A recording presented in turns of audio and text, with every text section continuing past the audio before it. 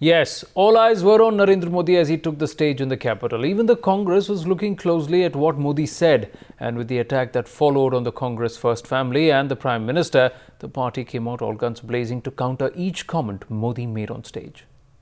गुजरात के लोकप्रिय मुख्यमंत्री नरेंद्र भाई को वो अपने विचार व्यक्त करें. He took to the stage in the capital to a rousing reception. And every word he said was measured. Each charge met with a strong reply from the centre and the Congress. फिर ऐसा प्रधानमंत्री चुनो ताकि उस परिवार जो चाहे वो करवा सके. और इसलिए और एक night watchman. Doctor Manmohan Singh ji देश के प्रधानमंत्री हैं, कांग्रेस पार्टी के अकेले प्रधानमंत्री नहीं हैं. उनका नाम इज्जत से लेना चाहिए. No watchman can play for 9 years. He should, I think, first he should learn the definition of watchman.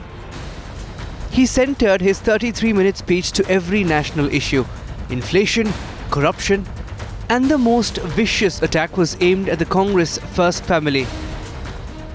देश के हितों को एक परिवार के हित के लिए बलि चढ़ाना ये कांग्रेस की परंपरा रही है.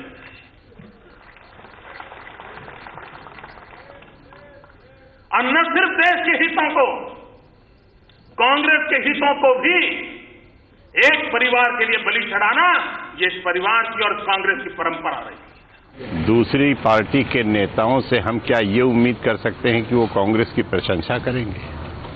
जिसका जो स्तर है, जिसका जो माइंडसेट है, उस हिसाब से वो कमेंट्स करता है.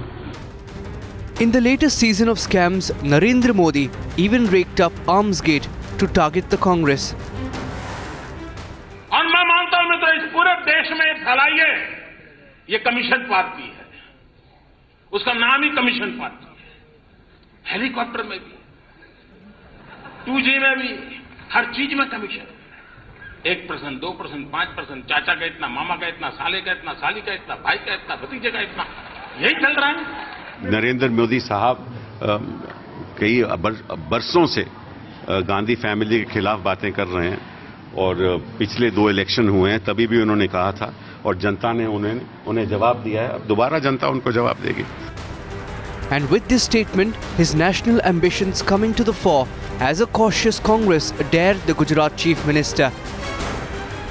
मैं तो कांग्रेस पार्टी से इस देश को मुक्ति दिलाना, यह भी बहुत बड़ा देशभक्ति का काम है.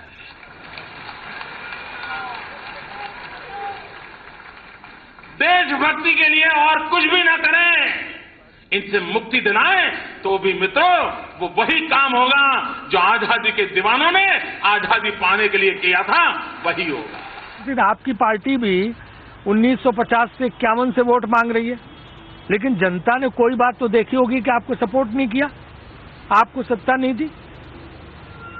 और जिन 6 साल में आपको सत्ता मिली उसमें आपने बेड़ा गर्क कर दिया. The focus on the BJP National Conclave was completely on Modi as expected, and he set the stage by taking the fight to the heart of the Congress as the countdown to 2014 begins. Bureau Report, Times Now.